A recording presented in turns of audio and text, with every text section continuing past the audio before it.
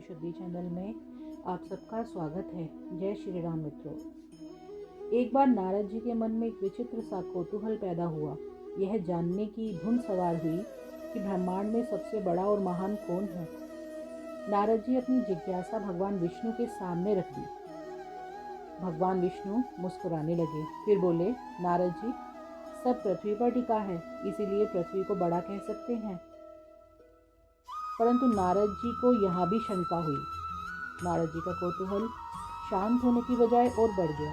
नारद जी ने पूछा, स्वयं आप सशंकित हैं, फिर तो विषय गंभीर है। कैसी शंका है प्रभु? विष्णु जी बोले, समुद्र ने पृथ्वी को घेर रखा है, इसलिए समुद्र उससे भी बड़ा है। अब नारद जी बोले, प्रभु आप कहते हैं तो मान लेता हूँ कि समुद्र सबसे बड़ा है।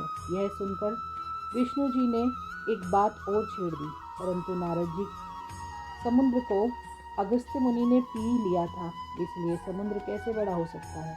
फिर तो अगस्त्य मुनि ही बड़े हुए। नारद जी के माथे पर बल पड़ गया।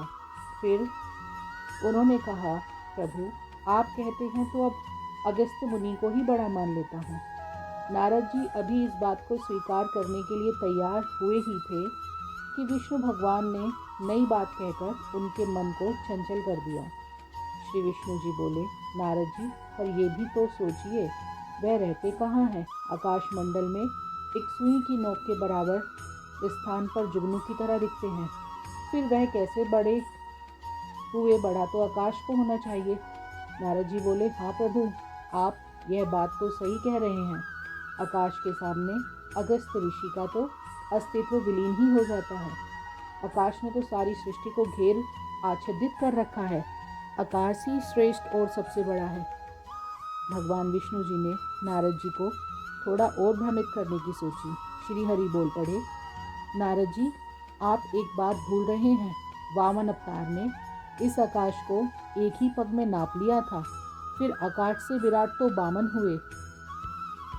नारद जी ने श्री हरि के चरणों को पकड़ लिया और बोले, भगवान आप ही तो वामन अवतार में थे, फिर आपने 16 कलाएं भी धारण की और वामन से बड़े स्वरूप में भी आए, इसलिए यह तो निश्चय हो गया कि सबसे बड़े आप ही हैं। फिर भगवान विष्णु ने कहा, नारद जी, मैं विराट स्वरूप धारण करने के उपरांत भी अपने भक्तों के छोटे हृदय में विराजमान हूँ। वहीं निवास करता हूँ। जहाँ मुझे स्थान मिल जाए वह स्थान सबसे बड़ा हुआ ना। नारद जी अब तो बिल्कुल सोच में पड़ गए और मन में सोचने लगे, क्या बड़ा है? उन्होंने प्रभु से बोला, प्रभु आप ही बताइए क्या बड़ा है? श्री हरि कहते हैं, सबसे महान तो मेरे वो भक्त हैं जो शुद्ध हृदय से मेरी उपासना करके मुझे अपने हृदय में धारण कर लेते हैं। उनसे विस्तृत और कौन हो सकता है? तुम भी मेरे सच्चे भक्त हो, इसीलिए वास्तव में तुम सबसे बड़े और महान हो। श्री हरि की बात सुनकर नारद जी के नेत्र भर आए। उन्हें संसार को नचाने वाले भगवान के हृदय की विशालता को देखकर आनंद भी हुआ और अपनी बुद्धि के लिए खेद भी। नारद जी ने कहा, प्रभु संसार को धारण करने वाले आप स्वयं खुद को भक्तों से छोटा मानते हैं, फिर भक्तगण क्यों यह छोटे बड़े का भेद करते हैं? मुझे अपनी अज्ञानता पर दुख है। मैं आगे से कभी भी छोटे बड़े के फेर में नहीं पड़ूंगा।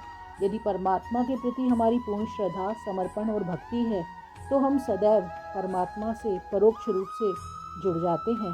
भगवान भक्त के वश में है।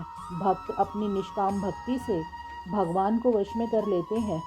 हमारे मन में सदैव यही भाव होना चाहिए कि हे प्रभु, हे त्रिलोक के स्वामी, इस संसार में मेरा कुछ नहीं, यहाँ तक कि यह शरीर और श्वास भी मेरी नहीं है। फिर मैं आपको क्या समर्पण करूं?